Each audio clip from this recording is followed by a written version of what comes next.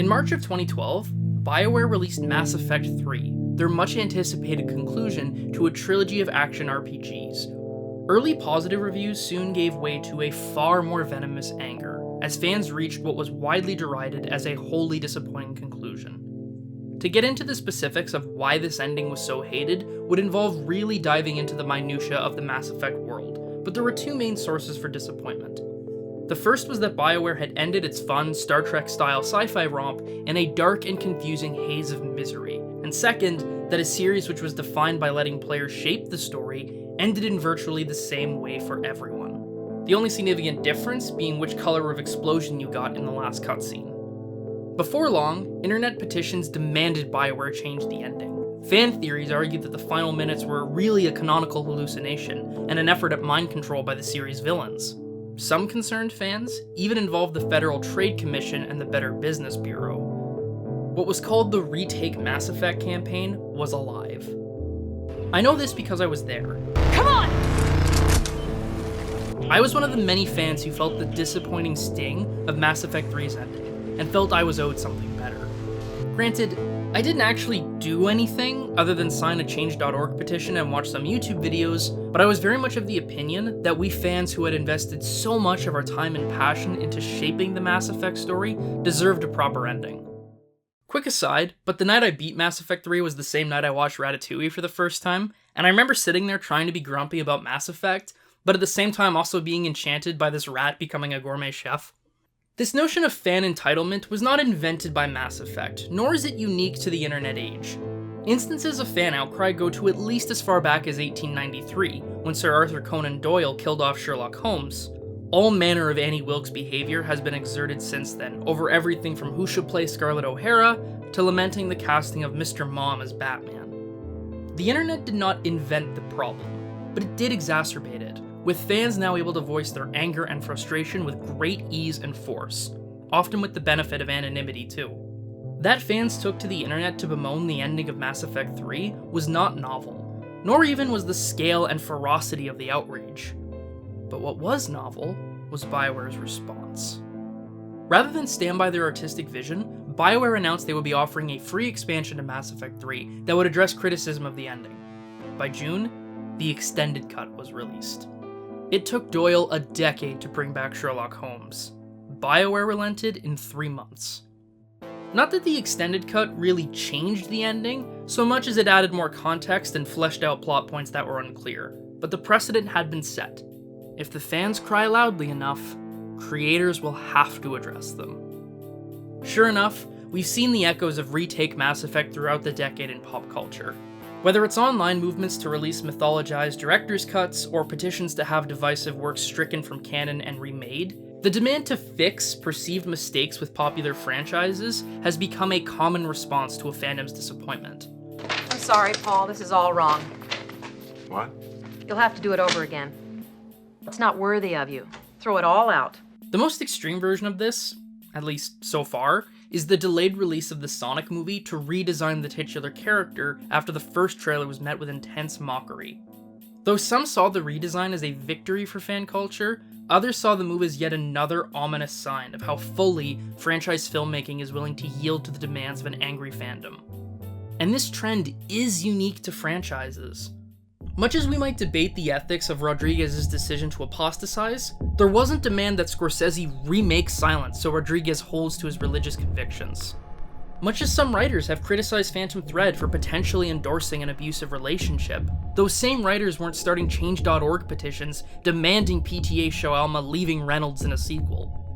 Movies like this are understood as singular works of art, and while that art invites criticism, and even ideas about how it could be better, that criticism doesn't usually shift into entitled demand, at least not on a wide scale. But when a movie or video game is part of a larger brand, it isn't simply a work of art anymore. It's also a corporate product, one which consumers have very specific expectations for. And what do we do when a product doesn't live up to our expectations? We replace it. There's a fine line between criticism and entitlement. Criticism is about dialogue, about starting a conversation that examines art, why something does or doesn't work, how it makes us feel, how we can understand it within the context of its production and reception. Entitlement is about self-gratification. I don't like this, so you have to do it right this time. Now, I want to make it clear that I am not bemoaning fan criticism of franchise properties. Just a few months ago, I made a video where myself and a co-writer criticized the direction of the Daniel Craig James Bond movies, and even offered some suggestions for things we'd like to see from the franchise moving forward. I stand by that video, and the critiques made within it. For that matter, I stand by the critiques of Mass Effect 3's ending that I had in 2012. I am not objecting to critique. What I am objecting to is approaching art like you would a Big Mac, demanding yours remade because you didn't want pickles. Of course, it can be hard to determine how sincere a lot of these demands really are, especially with the internet's "it's just a prank bro" attitude. I have to assume that the people who started petitions to remake The Last Jedi or a full season of Game of Thrones didn't really think they were going to succeed. The act was more a performative gesture to demonstrate fan outrage. And it must also be stressed that a lot of this fan entitlement is inextricably wound up in reactionary politics. One need only search Star Wars and diversity on YouTube to find a vast trove of bigotry. So the sense of entitlement is not just about not liking a movie or TV show. That said, I do think it's fair to say the persistent demands that creators fix their work does reflect a genuine sense of disappointment from a certain population of fandoms, and perhaps more profoundly, a refusal to accept that disappointment. It's that refusal which I find so interesting. It's one thing to complain about a movie on the internet, and even to suggest how it could have been done better, but it's something else entirely to demand that a studio remake it to your liking. Your favorite franchise may be broken, but that doesn't mean they can't fix it. It's just a little airborne. It's still good. It's still good. If they give Mass Effect a better ending, it'll certainly be good again. If Sonic looks better, the movie won't be a soulless cash grab. If they remake The Last Jedi, Luke Skywalker can be redeemed. The fallacy here is that none of these quick fixes would actually work. Disappointment and frustration can't just be patched out post-launch. To illustrate this, let's talk about #Release the Snyder Cut. In May of 2017, director Zack Snyder left production of Justice League and passed post-production responsibilities to Joss Whedon, who had already been involved in rewrites. By July, the film had entered into an extensive 2 months of reshoots, and in the process changed a lot of Snyder's original vision, either by cutting scenes he planned to shoot entirely or filming them in a radically different style. The resulting film released in October to a largely mixed reception, with critics and fans both noting that the overall work felt like a strange mishap of two very different directors with very different approaches to superhero filmmaking. Rumors swirled of a secret Zack Snyder director's cut, which Warner Bros. Had buried. Disappointed fans flooded social media with #Release the Snyder Cut, and over the coming months, the movement only grew.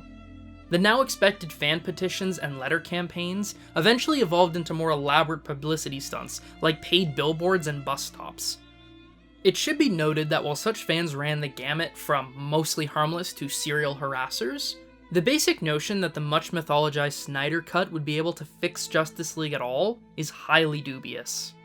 Dan Olson's excellent video on the topic outlines that while the Snyder Cut does exist, it's almost certainly as an unfinished, still to be edited work print, with placeholder effects, missing scenes which were never filmed, shots lacking color correction, etc., etc. It's an unfinished movie. This isn't a Blade Runner situation where all the footage is there to recut all sorts of different versions. But let's assume, for the sake of argument, that there is indeed a complete Snyder Cut reflecting Zack Snyder's original directorial vision, and it'll even get a big premiere on HBO Max. Can this version fix Justice League?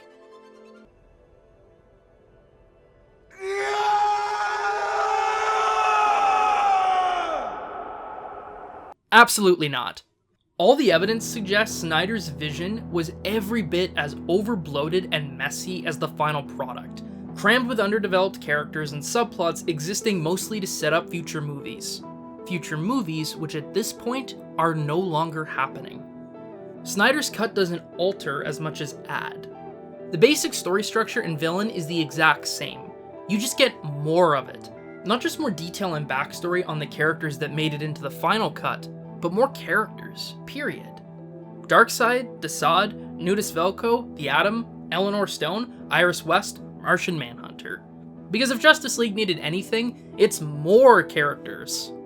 It's Mass Effect 3 all over again. Oh, you didn't like the thing? Here, have some more!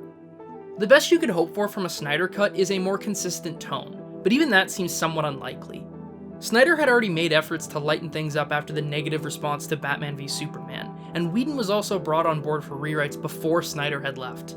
Hell, the very existence of Justice League is a transparent effort to catch up with Marvel in half the time. Point being, all the things audiences didn't like about the theatrical version of the film, the rushed story, the lame villain, the shaky tone, would still be present in the Snyder Cut. Again, Justice League is not Blade Runner. This isn't the case where a great movie was obscured by a studio-mandated happy ending and a dreadful voiceover. It isn't Once Upon a Time in America, where a great epic had more than an hour hacked out and the film's structure completely altered. You can't just fix the bad thing and put Humpty Dumpty back together again. The problems run too deep. This is also why I bring up Mass Effect 3.